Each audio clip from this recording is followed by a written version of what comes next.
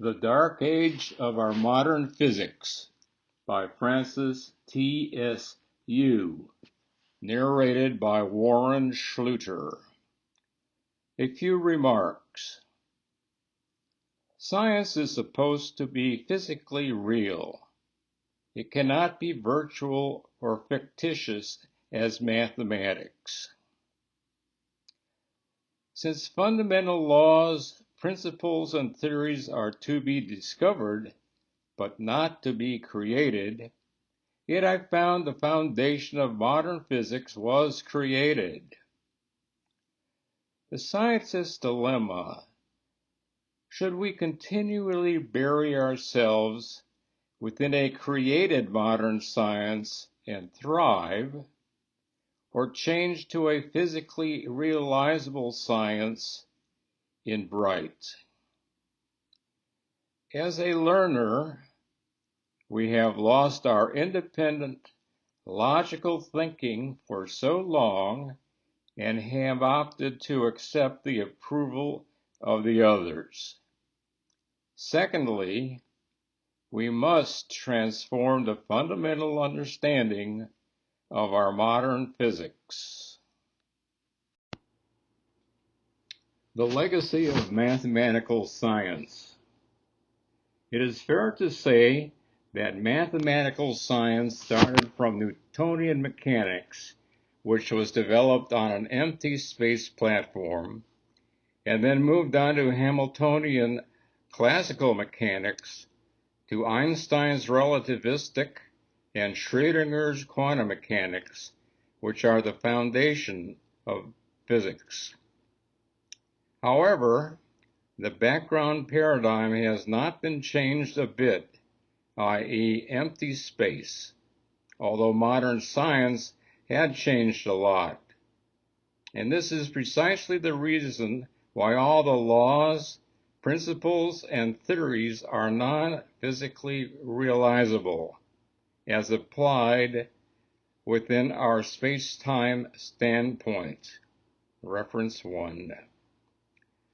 Nevertheless, as from an applied and fundamental scientist's viewpoint, applied scientists are searching how a thing works, but fundamental scientists are searching for why a thing works, from which understanding a physical realizable platform is very crucial. Otherwise, their predictable solutions would be as virtual as mathematics or even fake. And this is precisely the reason why our modern physics has been hijacked by mathematically oriented physicists, since science needs mathematics. Reference 1, FTYU, The Nature of Temporal, T greater than 0, Science, a Physically Realizable Principle. CRC Press, 2022. Where modern physics was started. The foundation of modern physics, reference 2, was started from a four-dimensional space-time continuum of Einstein, that is, an empty space paradigm, reference 3, as depicted on the left-hand side of this slide. It is a zero-sum space-time paradigm where time is treated as an independent coordinate. Since our time-space is a non-zero-summed energy conservation subspace, where time is coexisted with space, as depicted on the right side, from which it is trivial to understand that Einstein's space-time continuum is not a physically realizable paradigm. Reference 2, A. Einstein, Relativity, the Special and General Theory, Crown Publishers, New York, 1961. Reference 3, FYTU, Origin of Temporal, T greater than 0 Universe, CRC Press, 2020. Why modern science was created. Science is supposed to discover, but not to create. In view of Einstein's four-dimensional space-time paradigm, we see that it is a created time-space. For examples, it is a zero-summed time-space. Firstly, it violates the second law of thermodynamics, and secondly, it is not an energy conservation subspace. It is not a temporal, that is, time greater than zero, space. It defies the law of entropy and others, from which we see that it is not a physically realizable subspace that should be used for any hypothetical analysis. This is precisely the reason why modern physics is so weird and so wrong. Reference 4. But we have used this non-physically realizable space-time of Einstein for over a century. Reference 4 is a YouTube video, which you can read on the slide. Modern science is so wrong, yet why does it work? For example, young Schlueter can hit two birds with one stone, but it does not mean he can hit two birds every time. For which it does not mean that if one solution or experiment is positive, all the follow-up solutions are correct. For example, Einstein's energy equation, E equals mc squared, is correct, but it does not prove his relativity theories are correct. Yet if modern physics is so wrong, why does it work? The answer is that if those applications do not violate the law of our space-time very lightly, then they will work. It is, however, those theories, principles, and laws derived from Einstein's space-time paradigm will not work. For examples, Einstein's relativity theories, Schrödinger's superposition principle, the rock's antimatter, Feynman's quantum electrodynamics, Hawking's black hole, wormhole time traveling, curving space-time, and many others will not work.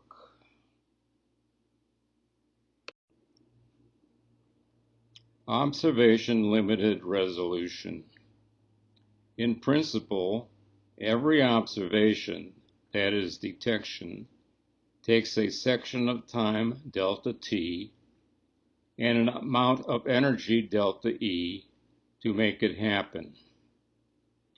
Within the classical mechanics regime, an observation is limited by wavelength lambda, since time is assumed invariant. For this wavelength determines the spatial resolution limit. Similarly, temporal resolution within the classical mechanics regime is determined by the velocity v of a particle in motion, for which the temporal resolution is limited by v delta d, where d is the size of the object. However, within relativistic and quantum regimes, things change at the speed of light c. Every observation is limited by a section of time c times delta t, which is the temporal resolution limit, where delta t is the width of a quantum wavelet. But the foundation of modern physics was developed from Einstein's four-dimensional space-time paradigm, from which scores of principles, theories, and laws were derived from this non-existent platform. This is the reason why modern physics is so wrong. What you see may not be what you should believe. As we accepted that every observation, that is detection, takes a section of time delta t to respond, my question is this: can you tell whether the images that you are seeing as depicted in this slide are simultaneous and instantaneous? A follow-up question is this: assuming you have an image detector that can respond at the speed of light, can you detect these images simultaneously and instantaneously? If your answer is no, then how can you legitimize quantum computing, since quantum computing is based on Schrödinger's superposition principle? Since his fundamental principle was derived with his wave function, which is a time-independent equation which has not existed within our universe. For this, the superposition principle is fake or cannot exist within our time-space. Gravitational law was discovered, but Einstein's theories were created. As reference to the figure shown in this slide, can you tell whether the apple is falling or our planet is moving up? I believe that Newton had told us that the apple is falling, but Einstein has told us it can be both ways. This is exactly the reason why the gravitational law was discovered, yet Einstein's relativity theory was created, since his space-time continuum was created. Secondly, if you change the embedded empty space paradigm to a temporal subspace, that is t greater than 0, where time ticks at the same pace everywhere within the universe, you will find out the apple is falling instead of our planet Earth moving up. Can you tell me why?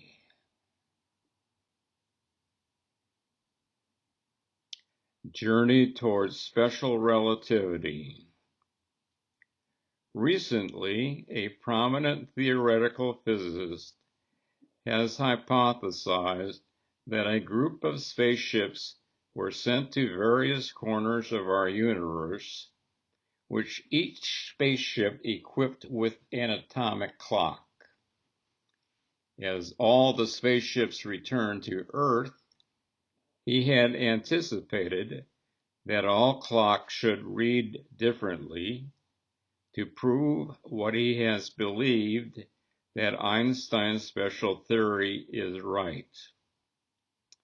But my question is this: would you trust the readings from the clocks or the physical reality of what you are seeing? For example, if a clock is registered 1,000,000 years ago, and there is another clock registered as tomorrow, you may wonder why these two clocks are supposed to exist at different times. Yet physically, they are coexisted at the same time, that is, at the present moment. In other words, would you trust the scientist's hypothesis or the physical reality of what you have observed?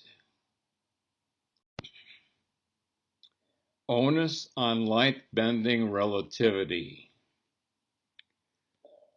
Light waves had been regarded as equivalent to particles in motion by wave-particle dynamics scientists. But a wave is not equal to a particle in motion. Since a photon has no mass, gravitational pull does not affect light propagation. And this is one of the mistakes that Einstein had made in his general theory, in which he had hypothesized that gravitational force bends light. Instead, I had found that light-bending sensation is due to the uplifting of his spaceship hypothesis, as depicted in this slide, but not due to gravitational pull. This figure shows a time-composited diagram of Einstein's hypothesis. The light beam, that is a photon, moves across the spaceship at the speed of light and is unaffected by gravitational force. The path of the light beam consequently does not change, even though it appears to travel in an arc relative to someone inside the moving spaceship. Reference 5. Reference 5 is a YouTube video which is accessed via the information on this slide.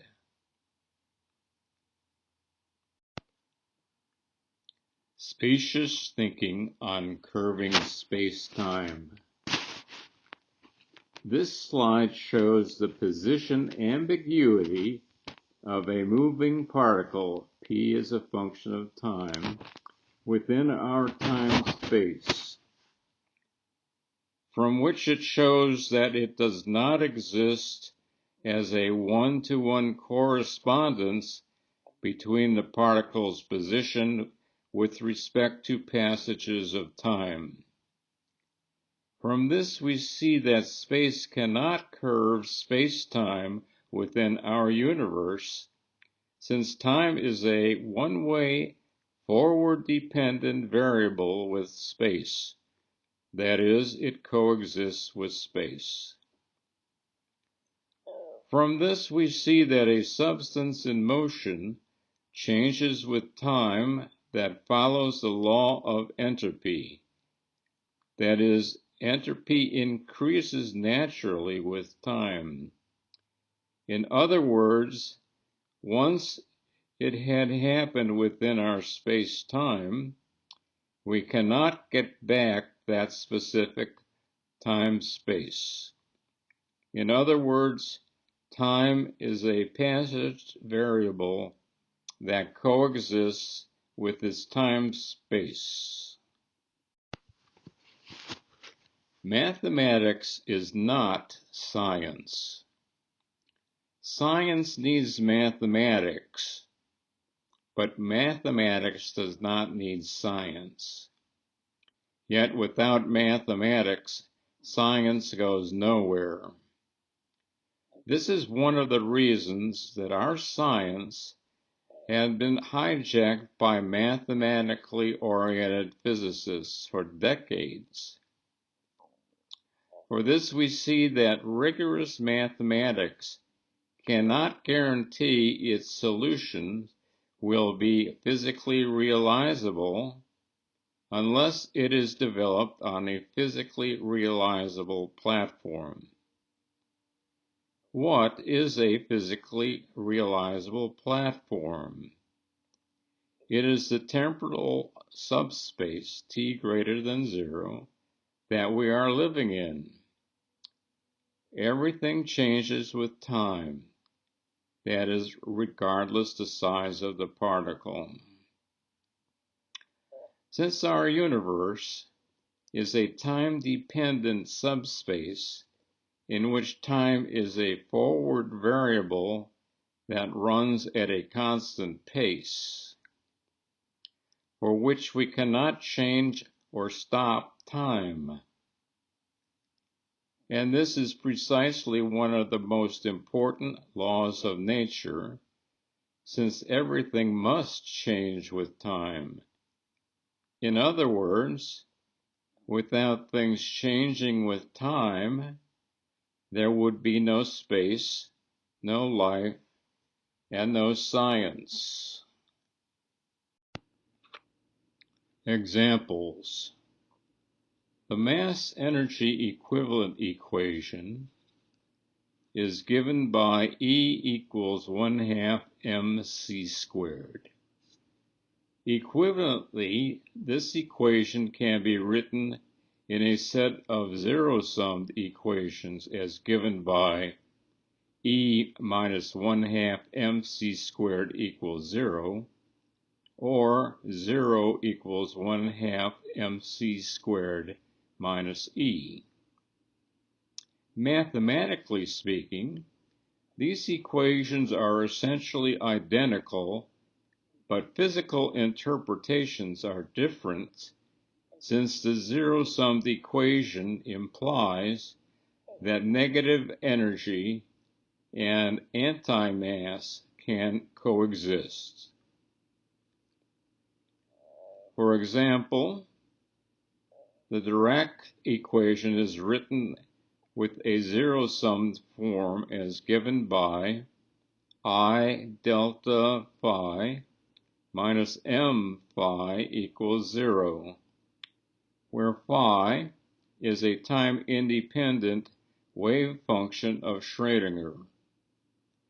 From this, Dirac had hypothesized that antimatter and negative energy exist within our universe.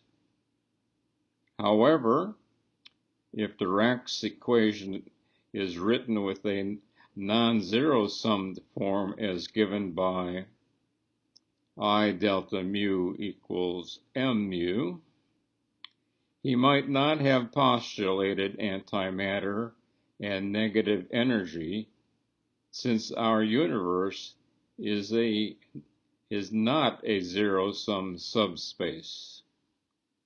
From this we see that mathematics is not science.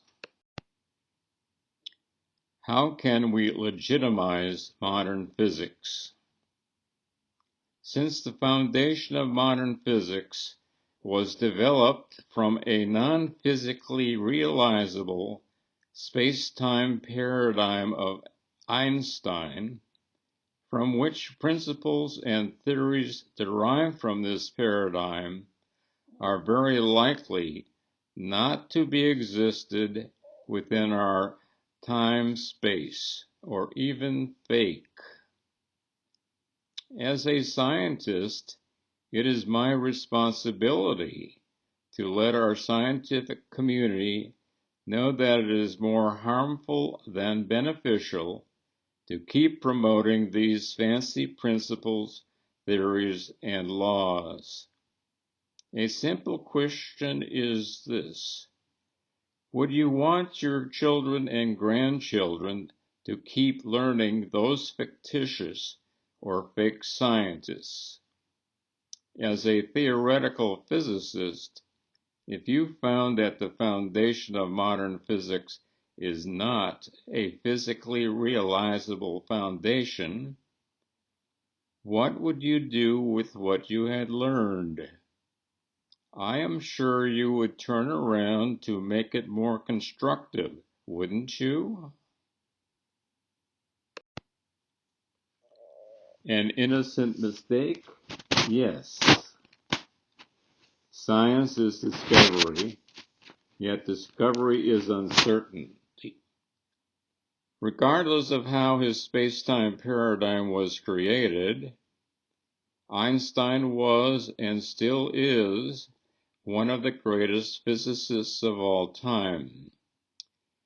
His error might have been discovered earlier, but mostly was due to us.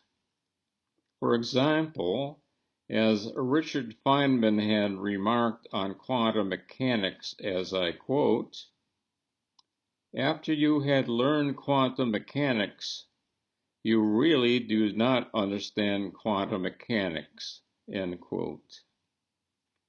Since we are accustomed to follow others, otherwise we could have searched for a logical answers as to why we did not understand quantum mechanics. For this, we could have discovered earlier what a great physicist had done to our modern physics. Yet the current dilemma is this: should we continually bury ourselves within a fancy, fictitious science and thrive, or change to a physically realizable science in bright? Otherwise, we will forever be trapped within the fantasy land of Einstein's space-time continuum.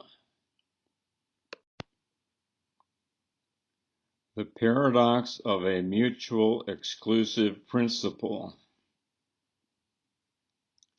Empty space, that is timeless, and non-emptiness space, that is temporal, are mutually exclusive. Then, without the existence of a non-existent, that is empty space, how can we have the existence of our space-time? In other words, the existence of our time-space needs the existence of timeless space. But timeless space is supposed not to be existed within our time-space. So where has the timeless space existed? As from our time-space standpoint, timeless or empty space is a virtual mathematics space. This is precisely why mathematics is not physics, yet without mathematics, that is timeless, there would be no theoretical physics.